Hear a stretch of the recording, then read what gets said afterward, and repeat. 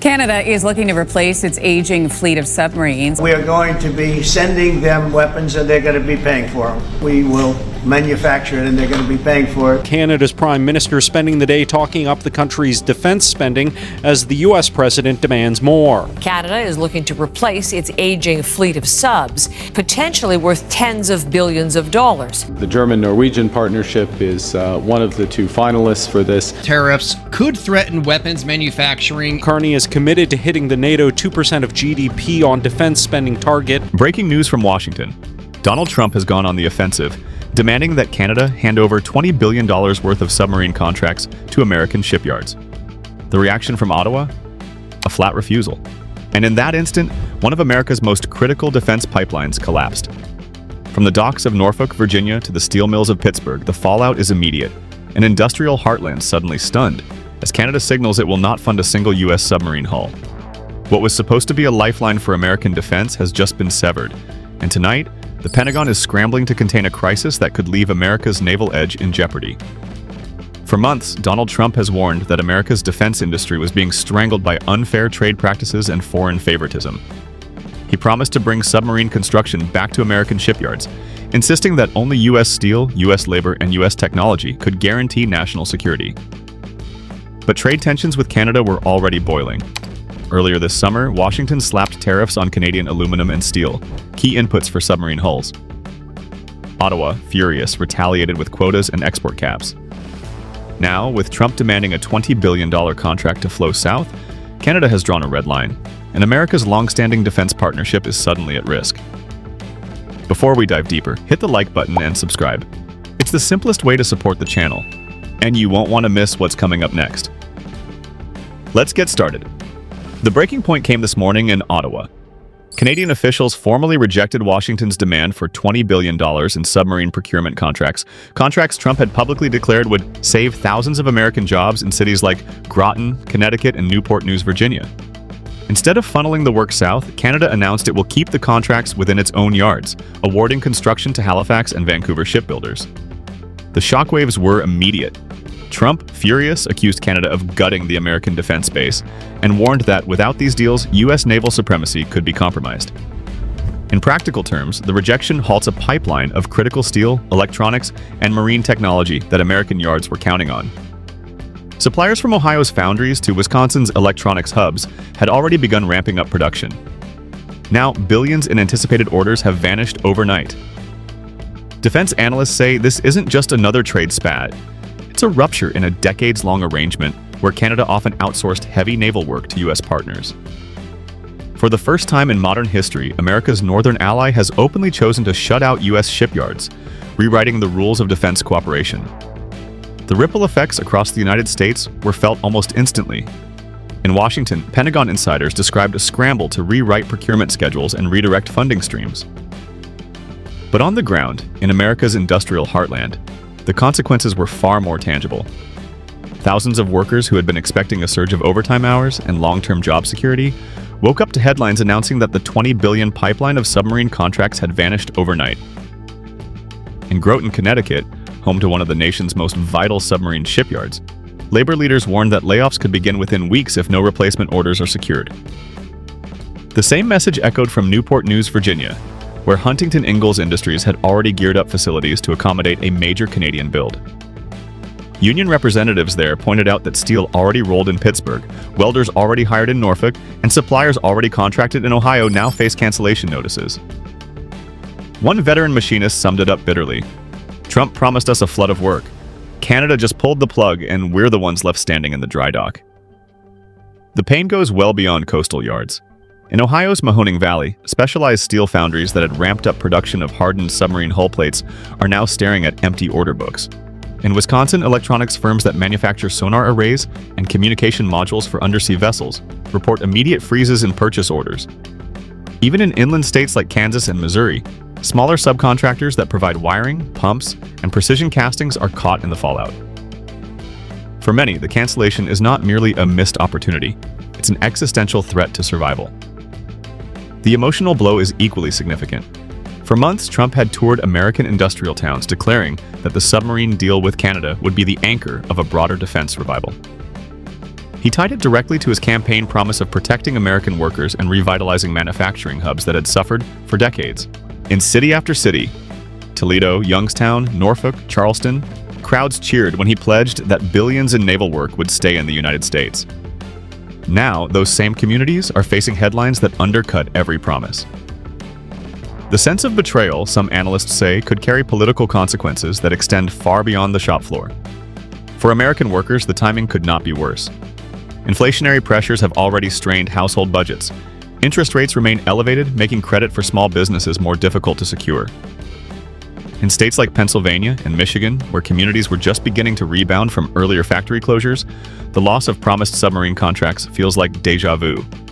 Another wave of uncertainty washing over towns still recovering from the last. Local officials are warning that without immediate federal intervention, unemployment claims could spike by the tens of thousands within a matter of months. In Congress, the reaction broke along familiar lines. Trump allies rushed to blame Canada, accusing Ottawa of betrayal and warning of dire national security consequences. One senator from Texas declared that Canada has chosen to weaken the arsenal of democracy. Democrats, meanwhile, highlighted Trump's aggressive tariff policies as the root cause of the rupture, pointing out that the White House itself lit the fuse by targeting Canadian steel and aluminum earlier this year.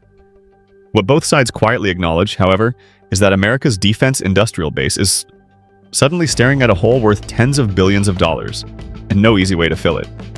Trump himself, according to insiders, is livid. In private meetings, he has accused Canada of siding with America's enemies by denying U.S. shipyards the contracts. Publicly, he has vowed retaliation, hinting at new tariffs, possible restrictions on cross-border defense cooperation, and even calls to relocate certain NATO facilities out of Canada. Yet for all the fiery rhetoric, the facts remain unchanged. The submarines will not be built in America. For now, Canadian workers in Halifax and Vancouver will cut the steel, while American workers from Connecticut to Ohio wait for phones that no longer ring. The immediate impact is a collapse in confidence. In defense towns across America, residents are asking the same question. If even a close ally like Canada won't deliver, what does that mean for the future of U.S. industry? The shock has turned personal, and the fallout is only just beginning. Canada's decision to block American shipyards from $20 billion on submarine contracts is not just an economic story. It is a geopolitical earthquake that reverberates across alliances, trade routes, and strategic balances in ways that Americans cannot ignore.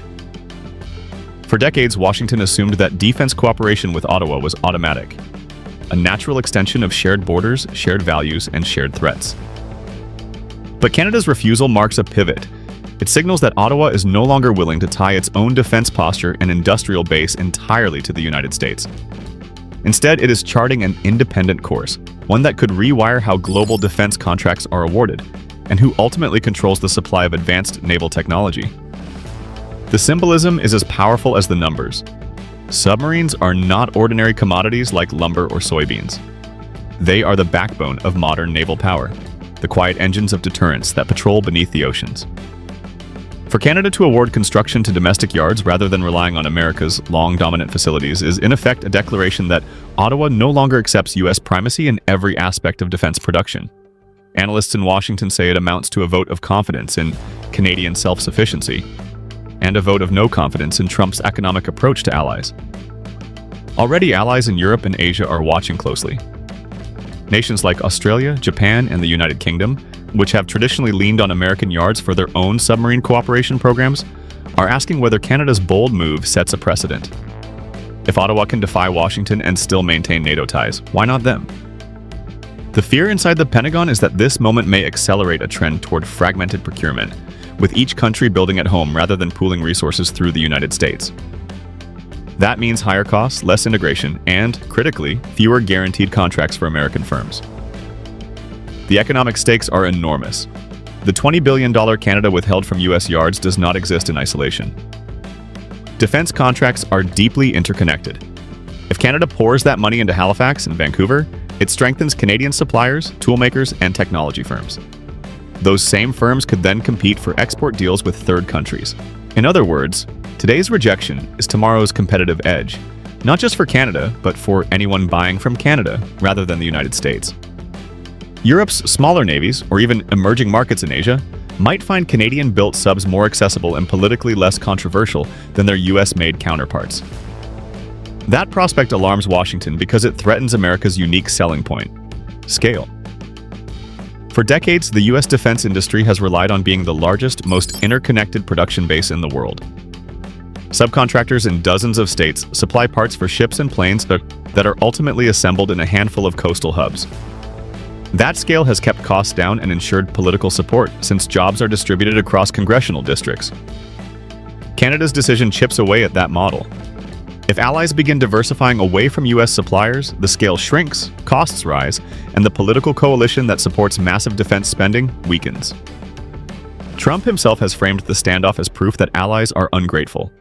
In speeches and Truth Social posts, he has accused Ottawa of turning its back on American workers and hinted that NATO burden-sharing debates will intensify. But critics argue that Trump's own tariff-first policies box the United States into this position. By slapping duties on Canadian steel and aluminum, the administration directly undercut the materials that would have built those very submarines. Ottawa, facing domestic pressure to protect its own mills and shipyards, sees the opportunity to flip the script. Instead of being dependent on U.S. buyers, Canada is now positioning itself as an exporter of finished defense platforms. The geopolitical implications extend far beyond North America. China and Russia, both expanding their undersea fleets, are studying the rift with interest. For Beijing, a weaker U.S. industrial base is a strategic gift. If America's yards are underutilized, its cost per submarine rises, its delivery timelines slow, and its ability to maintain a global naval presence diminishes. Russia, though constrained by sanctions, benefits in perception. It can point to fractures within NATO as evidence that the alliance is unraveling. Even countries in the global south, often overlooked in these debates, may sense opportunity.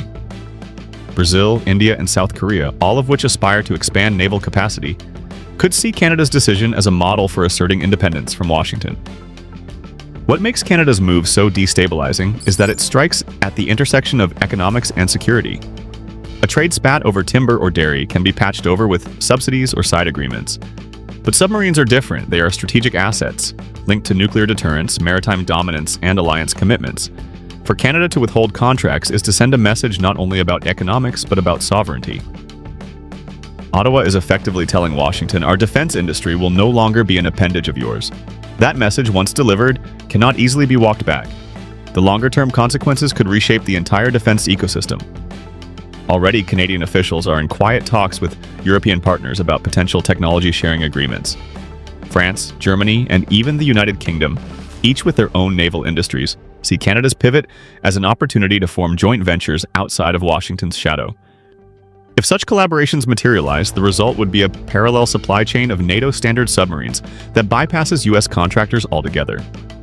In effect, America could wake up to find itself excluded from projects in which it once dominated. For Trump, the political stakes are no less significant. He has built his brand on the promise of restoring American strength and negotiating from a position of power. Yet the submarine dispute reveals a different picture, one in which allies are willing to say no, even at the risk of confrontation. The domestic political fallout could be severe. In key swing states like Pennsylvania, Michigan, and Wisconsin, where manufacturing jobs are central to family livelihoods, voters may ask why Trump's tariff policies resulted in fewer orders, not more. Democrats are already preparing to frame the loss of the $20 billion contract as the latest example of economic nationalism backfiring. Internationally, America's negotiating credibility takes a hit. Trade partners who once feared retaliation from Washington may now feel emboldened. If Canada, a country long viewed as the junior partner in North American defense, can defy Trump and survive, what's to stop larger economies from doing the same? Officials in Tokyo and Seoul, both engaged in sensitive defense procurements, are reportedly recalculating their exposure to American suppliers. European leaders, facing rising populism at home, may use Canada's defiance as justification to favor their own industries, rather than awarding contracts abroad. The economics ripple outward. Defense spending is not just about warships and submarines. It is about the research, patents, and intellectual property that spill into civilian markets. By localizing submarine construction, Canada ensures that advanced technologies, from sonar to battery systems to stealth coatings, will be incubated in its own labs rather than in U.S. facilities. That means Canadian universities, Canadian engineers, and Canadian startups will reap the benefits. For Silicon Valley firms already nervous about supply chains, this is an ominous signal. The next wave of breakthroughs in materials, science, or propulsion may emerge in Vancouver rather than California. Energy security and global shipping routes also come into play. Submarines are not only tools of warfare, but also guardians of maritime trade lanes. If America struggles to maintain its undersea fleet while Canada invests heavily in its own, the balance of patrol responsibilities in the Atlantic and Pacific could shift. Ottawa has already hinted that it will expand Arctic patrols, leveraging its geography to assert control over northern shipping routes. For Washington, this represents a dual loss: less influence over Canadian contracts and less control over critical sea lanes at a time when climate change is opening new passages across the Arctic. The bigger question is what this means for America's role in NATO. For decades, the United States has shouldered the majority of alliance spending, often with the implicit understanding that allies would recycle some of those dollars back into U.S. defense firms. Canada's refusal breaks that pattern. If other allies follow, NATO could evolve into a looser federation of semi-autonomous defense industries, each prioritizing its own workers over alliance cohesion. Such a shift would not only weaken Washington's leverage, but could also embolden adversaries who sense disunity. And yet there is a paradox. By asserting independence, Canada may actually strengthen its standing among European and Asian partners, who increasingly value suppliers not directly tied to Washington's political cycles. For Ottawa, this is a chance to become a middle power hub, a country that bridges U.S. technology standards with global markets. For Washington, it is a nightmare scenario, the steady erosion of influence by a neighbor once considered a junior partner. Trump's response will determine how deep the fracture goes. If he doubles down with tariffs and threats, he risks pushing Canada further into alternative alliances. If he concedes and seeks compromise, he risks appearing weak in the eyes of his base.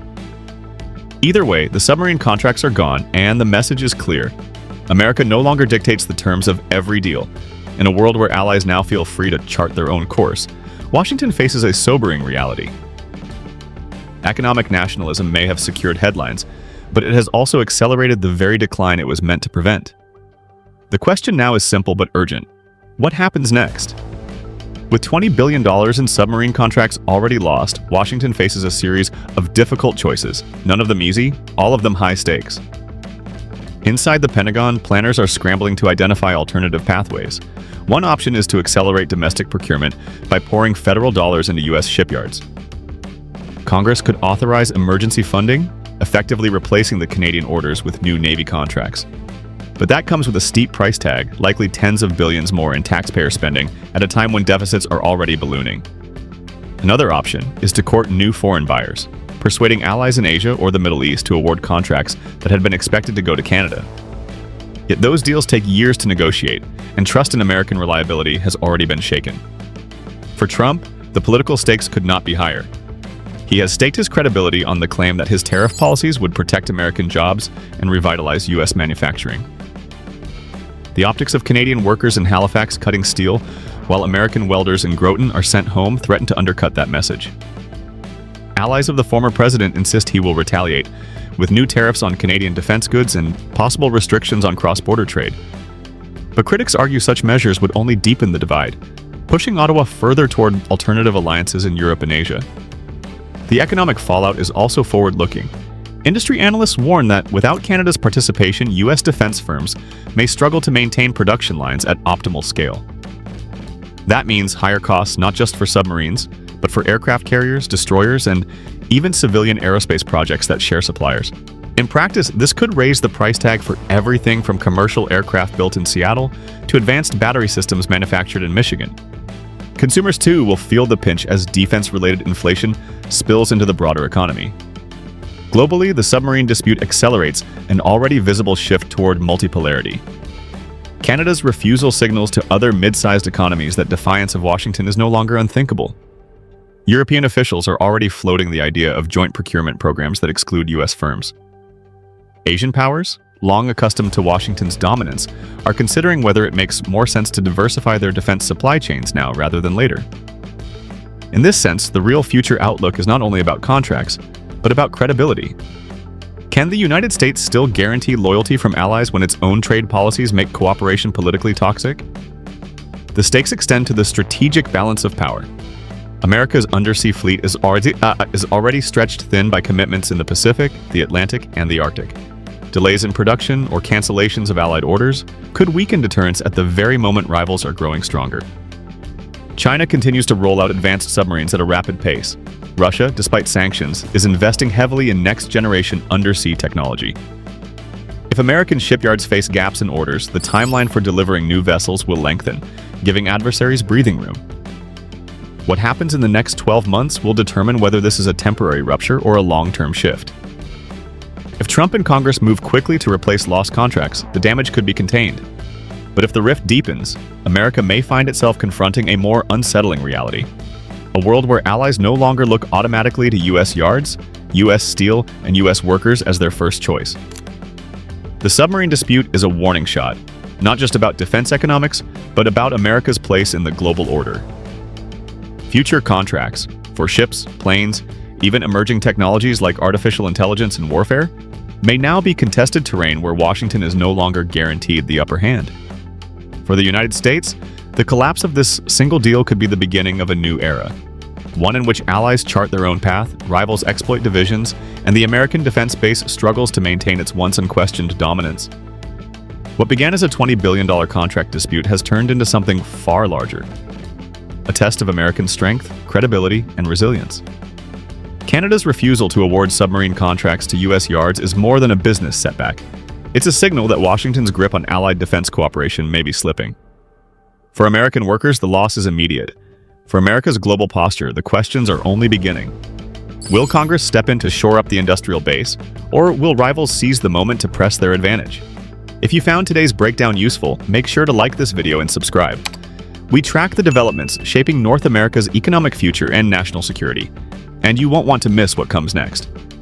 Drop a comment below. Do you think Trump's tariff policies are protecting American workers, or are they driving allies into new alliances?